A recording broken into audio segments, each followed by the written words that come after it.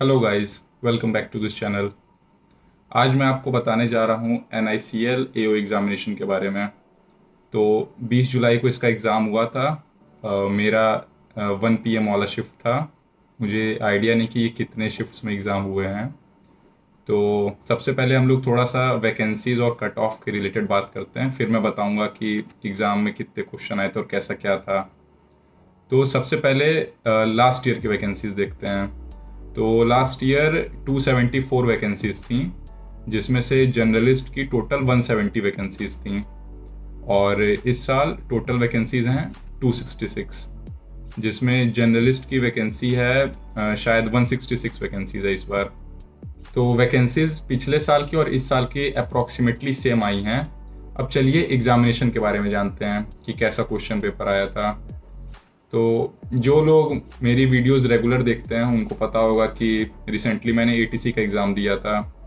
तो 14th को ATC का एग्ज़ाम था, तो इसके लिए मैं बहुत ज़्यादा प्रिपेयर्ड था नहीं इस एग्ज़ामिनेशन के लिए। एडमिट कार्ड वगैरह आ गए थे, बैक ऑफ द माइंड पता था एग्ज़ामिनेशन होना है। बट आफ्टर ATC मतलब मुझे कुछ खास टाइम मिला नहीं था इसके प्रिपरेशन के लिए। तो मैं मॉक्स वगैरह कुछ खास लगाया नहीं था। हार्डली मैंने 2 या 3 मॉक्स लगाए थे, वो भी टेक्स्ट बुक के, जिसका लेवल बहुत आसान था, स्कोर वगैरह ठीक ठाक आ रहे थे। अब देखते हैं कि ओवरऑल एग्जामिनेशन में कैसे क्वेश्चंस वगैरह आए थे। तो 1 PM पे सेंटर पे बुलाया गया था और 2 PM से एग्जामिनेशन स्टार्ट था। तो जैसे एग्जामिनेशन स्टार्ट होता है सबसे पहले आता है इंग्लिश का सेक्शन। तो पहली RC आई थी। तो RC मैं एक्सपेक्ट कर रहा था कि 5 या 6 क्वेश्चन की RC होगी, लेकिन वो निकली 10 क्वेश्चन की RC। टोटल 30 क्वेश्चंस हैं। तो यूजुअली मेरा अप्रोच क्या रहता है इंग्लिश में भी कि RC को मैं एकदम लास्ट प्रेफरेंस रखता हूँ, क्योंकि अगर उसमें पढ़ने में टाइम लग गया और क्वेश्चन सॉल्व नहीं हुए तो टाइम भी जाता है और कॉन्फिडेंस भी जाता है। तो मैं RCs को मतलब मार्क फॉर रिव्यू कर दिया और मैं फिर क्वेश्चन नंबर 11 से सॉल्व करना स्टार्ट किया। तो जो क्वेश्चंस आए थे वो बहुत ही बेसिक क्वेश्चंस थे, मतलब एरर स्पॉटिंग के क्वेश्चन था।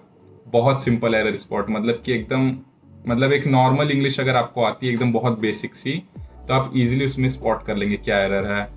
और फिर पैरा जंबल्स के भी क्वेश्चंस आए थे, वो भी बहुत इजी थे। उसके अलावा स्पेलिंग मिस्टेक्स बतानी थी कि क्या क्या किस में मतलब स्पेलिंग मिस्टेक है। तो वो सब मतलब बहुत सिंपल क्वेश्चंस थे, वर्ड्स वगैरह भी कुछ खास कठिन नहीं आए थे। फिर बैंकिंग में एक पर्टिकुलर टाइप होता है कि एक वर्ड दिया रहेगा, उससे एसोसिएटेड 2-3 सेंटेंस दिए रहते हैं और पूछता है कि मतलब कि ये वर्ड करेक्टली किस किस सेंटेंस में यूज़ किया गया। तो ये सब भी बहुत सिंपल आए थे। एक शायद वर्ड एक्सेस था, ऐसे कुछ था। तो मतलब ओवरऑल चीज़ें बहुत सिंपल आई थी। तो मेरे लगभग 10 मिनट में 20 क्वेश्चंस हो गए थे इंग्लिश के। और अब मेरे पास 10 मिनट का टाइम बचा था, RC करनी थी मुझे। तो 10 मिनट के टाइम में RC करनी थी और एक क्वेश्चन मैंने और मार्क फॉर रिव्यू करके छोड़ा था। पता नहीं शायद वो किसी एक पर्टिकुलर टॉपिक का था। मैं 2 ऑप्शंस में कंफ्यूज हो रहा था कि क्या होना चाहिए, वो शायद एरर का ही क्वेश्चन था। हाँ, अब मैं RC पे आता हूँ। तो RC मैंने पढ़ना स्टार्ट किया और लगभग 3.5-4 मिनट लगे और मैं RC पूरी पढ़ गया था। RC जो थी वो पर्टिकुलरली डेटिंग ऐप के ऊपर थी कि डेटिंग ऐप का कैसे रिवेन्यू फॉल होता गया 23 से 24 में, लोग कम यूज़ करते हैं, ये सारी चीज़ें इससे रिलेटेड काफ़ी कुछ उसमें दिया गया था। और भी कुछ कुछ डेटा वगैरह दिए थे, AI इंक्लूजन दिस दैट, ये बहुत सारी चीज़ें दी थी और उससे एसोसिएटेड टोटल 10 क्वेश्चंस थे। तो जब भी हम लोग RC वगैरह पढ़ते हैं तो कुछ क्वेश्चन बहुत ऑब्वियस होते हैं जो हम लोग को पढ़ने के दौरान समझ में आ जाते हैं। जैसे कि RC में अगर बोल्ड लेटर्स में कुछ लिख रखा है, कोई वर्ड्स हैं, 2-3 वर्ड्स हैं, तो आप बहुत इजीली गेस कर पाएंगे कि ये 2-3 वर्ड से एंटोनिम सिनोनिम ऐसा कुछ पूछने वाला है। अगर बीच में कहीं फिल इन द ब्लैंक्स वाला आ गया तो एक one of the obvious question होता है कि उसमें भी फिल इन द ब्लैंक्स आने वाला है। और अगर इटैलिक्स में कुछ लिखा है तो वो पूछ सकता है। तो RC पढ़ने के दौरान मुझे ये 2-4 चीज़ें समझ में आ गई थी कि इससे 4-5 क्वेश्चन तो अभी आएंगे RC में, और वैसा ही हुआ भी। कुछ कुछ क्वेश्चन पूछे थे RC से स्ट्रेट टू द पॉइंट, और फिर वो जो मैं बोल्ड लेटर्स इटैलिक्स वाले बता रहा हूँ ये सबसे चीज़ें क्वेश्चन थी और वर्ड्स काफ़ी सिंपल थे, मतलब बहुत ईजिली डुएबल था। RC में बस एक क्वेश्चन था जिस पे मुझे थोड़ा सा डाउट हो रहा है। और ओवरऑल अगर मैं पूरे इंग्लिश सेक्शन की बात करूँ तो पेपर बहुत ही आसान लेवल का था, मतलब कि लोग आराम से 30 आउट ऑफ 30 स्कोर कर सकते हैं। और 25 तो मतलब बहुत कोई ख़राब भी करेगा तब भी वो 25 स्कोर इजीली कर पाएगा, ऐसा इंग्लिश का पेपर था। तो इससे एक चीज़ ये हुई कि मैं काफ़ी कॉन्फिडेंट हो गया था कि मतलब पेपर आसान आया है। और जैसा लास्ट ईयर का कट ऑफ था 79.5, तो मैं मतलब ये मेरा पहला NICL का एग्जामिनेशन था, तो मुझे लगा पेपर ऐसा आसान आता है उसीलिए स्कोर इतना हाई जाता है। अब उसके बाद जैसे ही सेकंड सेक्शन स्टार्ट हुआ, आपका मतलब रीजनिंग वाला सेक्शन, तो रीजनिंग में भी मेरा ये अप्रोच होता है कि मैं सबसे पहले पजल वगैरह मैं ओवरऑल 1-2 मिनट तक मैं सिर्फ क्वेश्चन पेपर देखता हूँ, 1 मिनट के आसपास, मतलब 1 2 3 4 ऐसे करते करते पहला क्वेश्चन देखा, उसमें अगर 5 क्वेश्चंस के पजल हैं तो उसको अगर मुझे लगता है कि डुएबल है तो उस समय मार्क फॉर रिव्यू कर देता हूँ, सिर्फ पजल की लेंथ देख के, हल्का सा 1-2 वर्ड्स पढ़ के, और करते करते मैं नेक्स्ट करता रहता हूँ। अब बीच में अगर कोई चाइनीज कोडिंग मिल गई तो उसी समय कर लिए, या फिर ब्लड रिलेशन मिल गया तो उस समय टाइम लगा के कर लिए, या फिर डायरेक्शन वाले मिल गया, इन तीनों में से कोई अगर बीच में मिल गया तो मैं कोशिश करता हूँ उसी समय कर लूँ। हालांकि इस बार के भी पजल में एक डायरेक्शन वाला था, लेकिन मैं उसे रखा था कि बाद में करूँगा। मैं सबसे पहले इनइक्वालिटीज सॉल्व करता हूँ, तो इनइक्वालिटी सबसे लास्ट में दिया था, और जानबूझ के ये सब लास्ट में बनाए जाते हैं ताकि अगर आप पजल्स में फंसे रह गए तो आप ये सब क्वेश्चन देख ही नहीं पाएंगे, और फिर जब एग्जामिनेशन के बाहर आएंगे तो आपको अफसोस होगा कि मैं क्यों नहीं देख पाया, क्यों नहीं कर पाया। तो सबसे पहले मैंने इनइक्वालिटी के क्वेश्चंस पकड़े, 4-5 क्वेश्चन थे, सिंपल फॉरवर्ड, हो गया आसानी से। उसके बाद एक क्वेश्चन था टोटल नंबर्स बिटवीन 2 नंबर्स, मतलब कि कोई एक नंबर लिखा है और किन्हीं 2 नंबर के बीच में हमें ये बताना है कि ऐसे कितने पेयर हैं जिनके बीच में एक्चुअल में उतने नंबर का डिफरेंस हो जितना एक्चुअल उनके नंबर्स में होता है। शायद ये आपको समझ में नहीं आ रहा होगा, बट आपने इस तरह के क्वेश्चंस किए होंगे, तो ये बहुत नॉर्मल क्वेश्चन है बैंकिंग एग्जाम्स में। जनरली आता ये लेटर्स से एसोसिएटेड है कि कोई वर्ड दिया तो उसमें पूछता है, बट नंबर्स में भी आ सकता है। तो एक ये क्वेश्चन था, और एक क्वेश्चन ये था कि एक वर्ड लिखा था, उसका सेकंड, थर्ड, एट्थ और शायद 10th 12th ऐसे करके लेटर्स 4 लेटर्स उठाने थे, उससे एक वर्ड बनाना था, और वर्ड एन से एंड नहीं होना चाहिए, ऐसा क्वेश्चन था। पूछ रहा था कि second letter after formation of word, और इसमें भी मतलब ऑब्वियस क्वेश्चन है, तो ये मैंने किया। इसको करने में हार्डली मुझे 4-5 मिनट लगे थे। उसके बाद मैं फिर आ गया अपने उस वाली पजल पे, क्या कहते हैं, डायरेक्शन वाली, जो मैंने सोचा था कि मैं करूँगा। तो डायरेक्शन वाली भी मेरे से इजीली सॉल्व हो गई थी। उसका एक लास्ट क्वेश्चन था, 5वां क्वेश्चन, वो थोड़ा ट्रिकी लग रहा था, उसको मैं मार्क फॉर रिव्यू किया था कि मैं बाद में करूँगा। अब यहाँ तक चीज़ें ठीक चल रही थी, मतलब स्पीड में बहुत फास्ट भी नहीं बोलूँगा मेरी चल रही थी, बट बहुत स्लो भी नहीं थी। अब चीज़ें यहाँ से थोड़ी सी खराब हुई मेरे साथ, क्योंकि अगला जो पजल था, एक पजल था क्या कहते हैं, सीटिंग अरेंजमेंट वाला, मतलब स्ट्रेट लाइन में बैठे थे नॉर्थ साउथ करके। तो ये मुझे मतलब बाकियों का पता नहीं, मुझे थोड़ा कंफ्यूजिंग लगता है क्योंकि केसेस काफ़ी बनते हैं इसमें। और एक था सीटिंग अरेंजमेंट का, सब कोई नॉर्थ डायरेक्शन में ऐसे करके बैठा था, जिसमें नंबर्स नहीं दिए थे कितने लोग बैठते हैं। तो मैंने ऐसी एक पजल पकड़ी और स्टार्ट की, कर रखा था इससे पहले भी इस तरह की काफ़ी पजल्स। तो मैंने पजल किया, करते करते करते करते जो लास्ट स्टेटमेंट था वो ऐसा लिखा था कि मेरी पजल फिर मतलब वो कंक्लूडिंग बन नहीं रही थी, तो मतलब करने में थोड़ा सा टाइम लगा, नहीं बनी। फिर मैं कहा चलो एक अटेम्प्ट और देते हैं। फिर मैंने एक अटेम्प्ट और दिया। एक अटेम्प्ट और देने के बाद फिर मुझे मतलब दिक्कत लगा। अब सेकंड अटेम्प्ट थोड़ा फास्ट किया था। मैं कहा कि यार मतलब उस समय ऐसा होता है कि आपको फिर टाइम जा रहा होता है और पजल नहीं सॉल्व होती तो फिर फ्रस्ट्रेशन होती है। तो मैं कहा अब एक तीसरा अटेम्प्ट देता हूँ। तीसरे अटेम्प्ट में वो फाइनली मेरे से कुछ हद तक बन गई थी, ऐसा मुझे लगा। मैं 2-3 क्वेश्चन किया, ऑप्शंस वगैरह थे। फिर जब चौथा क्वेश्चन आया उसमें ऑप्शन ही नहीं मैच हो रहा था जो उसमें पूछा था, तो मुझे लगा कि अब बस हो गया मेरा पजल बेकार हो गई। तो अब ये एग्जामिनेशन के बीच की बात है। अब ये मे भी ये हो सकता है कि मैं मॉक टेस्ट वगैरह काफ़ी लगाया नहीं था, तो थोड़ी सी प्रैक्टिस और स्पीड मेरी स्लो हो रखी थी। तो उसके बाद मैं सोचा एक और पजल करता हूँ। एक दूसरी पजल थी, वो फ्लोर वाली पजल थी, तो वो भी मैं कर रहा था, बट कुछ एक आध केसेस के चक्कर में मेरा वो फाइनली कंक्लूड नहीं हो पाया। तो मतलब ओवरऑल मेरा सेक्शन कुछ खास हुआ नहीं, जो रीजनिंग वाला सेक्शन था। और मैं कुछ 12 क्वेश्चन अटेम्प्ट किया। इंग्लिश में मैं टोटल 30 अटेम्प्ट करके आया था। अब एक सेक्शन आपका खराब हो जाता है तो फिर मतलब चीज़ें आपकी खराब हो ही जाती हैं, और वो भी स्पेशली इस एग्जाम में जिसमें 79.5 कट ऑफ गई थी। अभी आगे हम लोग बात करेंगे कट ऑफ की रेंज क्या हो सकती है।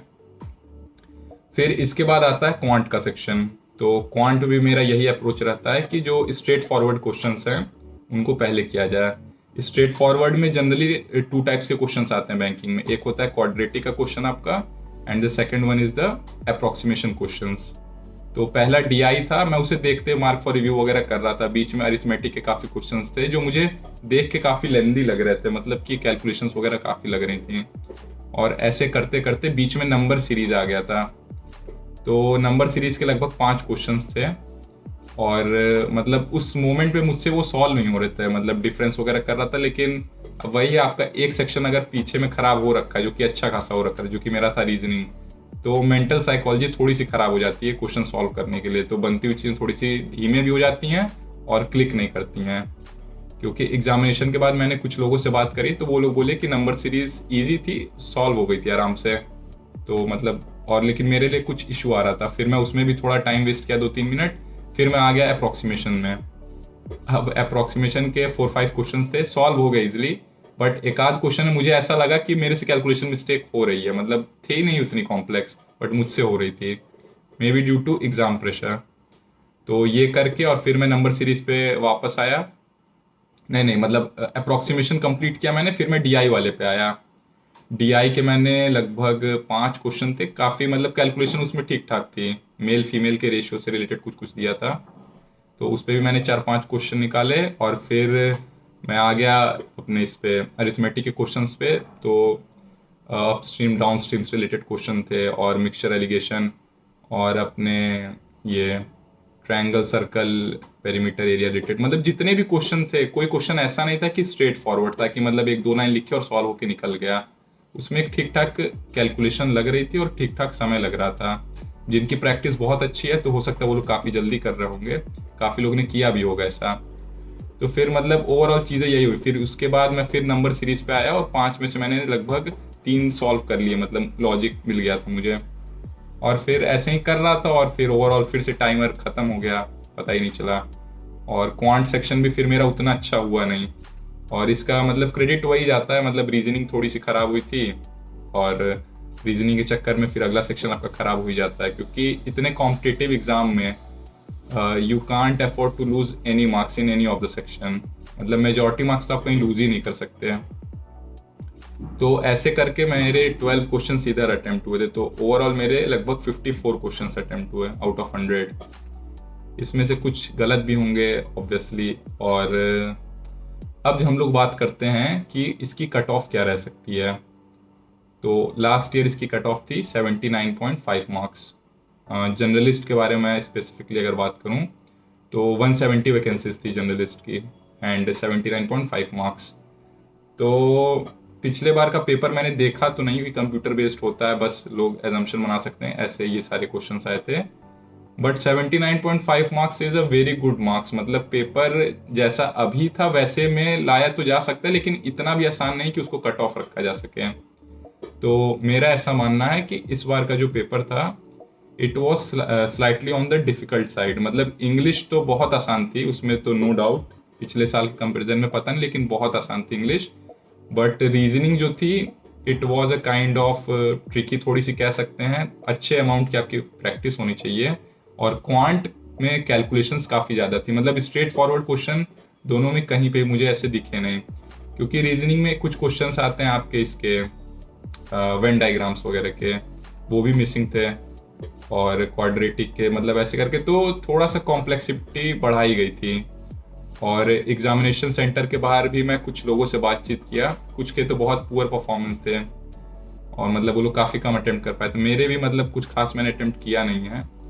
और कुछ लोग थे जिन्होंने जो मतलब डेडिकेटली इस एग्ज़ाम का प्रिपरेशन कर रहे थे, तो कोई 70 अटेम्प्ट कर लिया, तो कोई 75, और एक लड़का था उससे मेरी बात हुई, उसने 80 क्वेश्चन अटेम्प्ट किए थे। तो मतलब 80 के आसपास के अटेम्प्ट मैंने सुन रखे थे, 85 का भी एक था, बट 90-95 ऐसा मुझे कोई मिला नहीं। तो मुझे जहाँ तक उम्मीद है कि इस बार का जो कट ऑफ है वो मतलब 79.5 मार्क्स तो नहीं होना चाहिए, उससे कम ही रहेगा। एंड अकॉर्डिंग टू मी मतलब ये कट ऑफ जो है 70 to 75 के बीच में कहीं लाई करेगी। हो सकता है कि थोड़ा सा नीचे गिर जाए, बहुत नीचे भी गिरेगी तो 65 के नीचे नहीं जाएगी, but according to me 70 to 75 cut off जाने वाली है। क्योंकि जो लोग भी 80-85 अटेम्प्ट करके आएंगे तो इसमें 100% एक्यूरेसी होना बहुत मतलब बड़ी बात होती है। कुछ क्वेश्चंस तो गलत हो ही जाते हैं, 2-3-4 क्वेश्चन, तो उनके भी स्कोर इसी में आ जाएंगे, इसी रेंज में। तो अकॉर्डिंग टू मी 70 to 75 इसके बीच में कट ऑफ जा सकती है। अब जो लोग क्वेश्चन ही अगर 70 अटेम्प्ट करके आए हैं, 75 अटेम्प्ट करके आए हैं, अब जो 70 अटेम्प्ट करके आया है तो उनके लिए चांसेस बहुत कम हैं कि उनका फाइनल सिलेक्शन हो, मतलब कि कट ऑफ क्लियर हो। लेकिन जो लोग 75 अटेम्प्ट करके आए तो वो लोग अपनी मेंस की प्रिपरेशन स्टार्ट कर सकते हैं। और जिनका नहीं हुआ है वो लोग भी प्रिपरेशन करते हैं, क्योंकि IBPS का एग्ज़ाम आ ही रहा है बस अब अगले मंथ।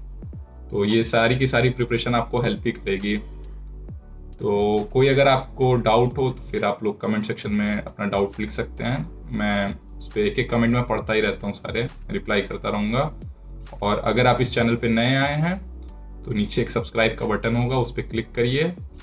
और जितनी भी न्यू वीडियोस आती हैं जो कि मैं बनाता ही रहता हूँ एग्ज़ाम से रिलेटेड, आपको पता चलता रहेगा। तो चलिए मिलते हैं हम लोग अगले वीडियो में। वायु गति से युद्ध करे और अर्जुन के जब तीर चले गांडी वसे तो ना वीर दिखे ना तीर दिखे। फिर वीर शूर वीर कोई भिड़े, वो पल पल मृत्यु से ही डरे। वो कांपे थर थर सामने मंजर मृत्यु का ही दिखे। महादेव को भी जो कर दे प्रसन्न है, भुजा में ऐसा बाहुबल वो रूप से मोहित कर दे। उर्वशी बुद्धि से भी चतुर चपल, हुआ ना जग में धनुर्धारी जो धनंजय को कर दे परास्त। वो शब्द भेदी साधे बाण ऐसे अंधकार में भी कर देता खा आर पार कर बार बार। जब जब सुने युद्ध की ललकार और एक बार मिले आवाहन, फिर तो होता नरसंहार।